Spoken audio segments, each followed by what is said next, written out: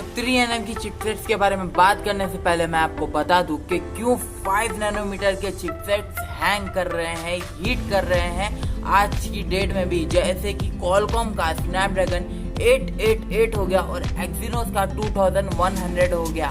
ये प्रोसेसर्स क्यों हीट कर रहे हैं और मैं आपको बताऊंगा कि 3nm टेक्नोलॉजी के जितने फायदे हैं उतने नुकसान भी हैं। तो आज की ये वीडियो 3 पार्ट्स में डिवाइड होने वाली है। फर्स्ट पार्ट में मैं आपसे बात करूंगा कि 5 नैनोमीटर के चिपसेट्स इतना ज्यादा हैंग क्यों कर रहे हैं, इतना ज्यादा हीट क्यों कर रहे हैं। सेकंड पार्ट में मैं आपसे बात करूंगा कि क्यों 3nm की टेक्नोलॉजी इतनी ज्यादा अच्छी या बुरी है और उसका सीक्रेट क्या है।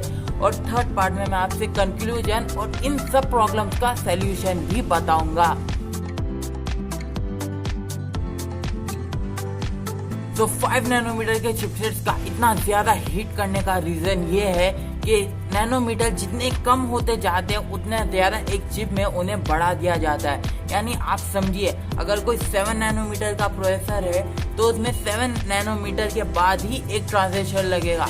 लेकिन अगर वो कम होके 5 नैनोमीटर या फिर 7 नैनोमीटर से और कम हो जाता है तो उसमें आपको ज्यादा ट्रांजिशंस लगेंगे। यानी आप समझिए, जितना ज्यादा एक प्रोसेसर के नैनोमीटर का साइज छोटा होगा उसमें क्वांटिटी उतनी ही ज्यादा बढ़ जाएगी नैनोमीटर की।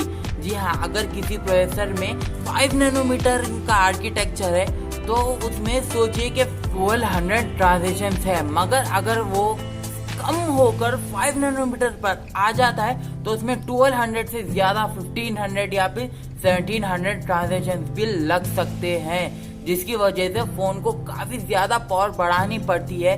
वो फोन बैटरी ज्यादा यूज करता है और उसके साथ साथ आपकी परफॉर्मेंस टाइम टू टाइम यानी आधे घंटे में या 1 घंटे के बाद ड्रॉप होने लगती है, क्योंकि प्रोसेसर को उन सभी ट्रांजिशंस को पावर सप्लाई देनी जरूरी है, वरना आपका प्रोसेसर काम नहीं करेगा। इसीलिए 5 नैनोमीटर के चिपसेट्स इतने ज्यादा हीट कर रहे हैं, जबकि वो कम से कम नैनोमीटर पर बने हैं। और आप जानते हैं कि कम नैनोमीटर पर बनना यानी कम हीट, कम बैटरी ड्रेन, मगर अगर वो प्रोसेसर में कम नैनोमीटर के साथ साथ आपको बहुत ज्यादा ट्रांजिशन लगा दिए जाए तो प्रोसेसर हीट जरूर करेगा।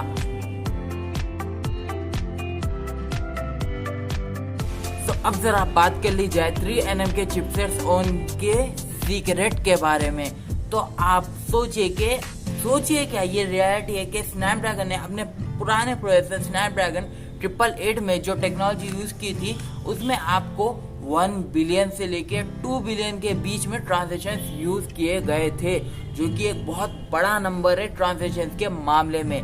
लेकिन अब जो 3nm की चिप आने वाली है उसमें कहा जा रहा है कि स्नैपड्रैगन 888 से ज्यादा ट्रांजिशन काफी ज्यादा यूज होने वाले हैं, 2 से 3 गुना ज्यादा।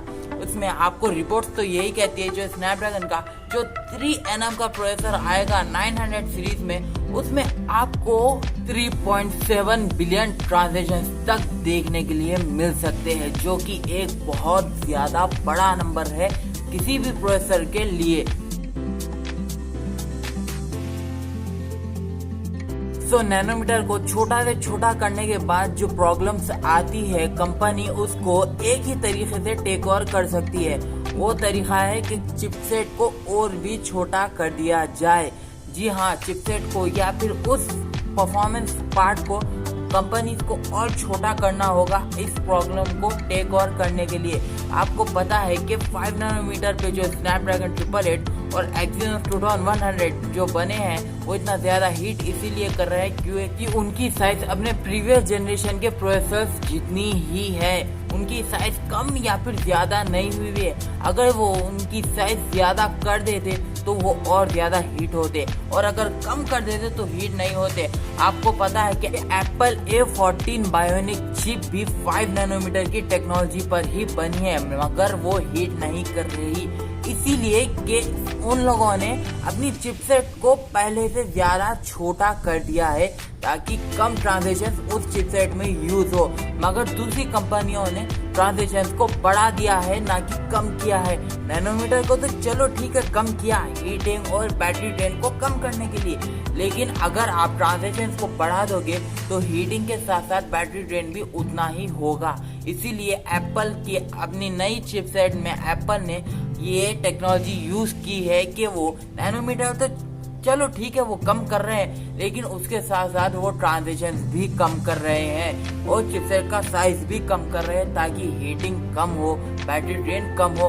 और वो ट्रिक यकीनन वर्क भी कर गई, लेकिन हाँ स्नैपड्रैगन एक्सिनोस ने ऐसा नहीं किया, इसीलिए उनकी चिपसेट हीट कर रही है आज की डेट में भी, जबकि वो मार्केट की सबसे बेस्ट एंड्रॉइड की फ्लैगशिप चिपसेट्स है। और मैं आपका ओपिनियन भी जानना चाहता हूं कि आप 3nm और 5nm की चिपसेट्स के बारे में क्या सोचते हैं। तो प्लीज़ इस वीडियो में कमेंट करना मत भूलना ताकि हमें आपका ओपिनियन भी पता चले। इस वीडियो को ज़्यादा से ज़्यादा शेयर करें ताकि लोगों को पता चले कि क्यों 3nm की टेक्नोलॉजी इतनी ज़्यादा अच्छी होने के बावजूद भी इतने ज़्यादा उसमें डिफेक्ट्स है। और इस चैनल को प्लीज़ सब्सक्राइब करिए, एक न्यू चैनल है, आपकी सपोर्ट की हमें बहुत ज़्यादा ज़रूरत है। So please like and share comment of this video.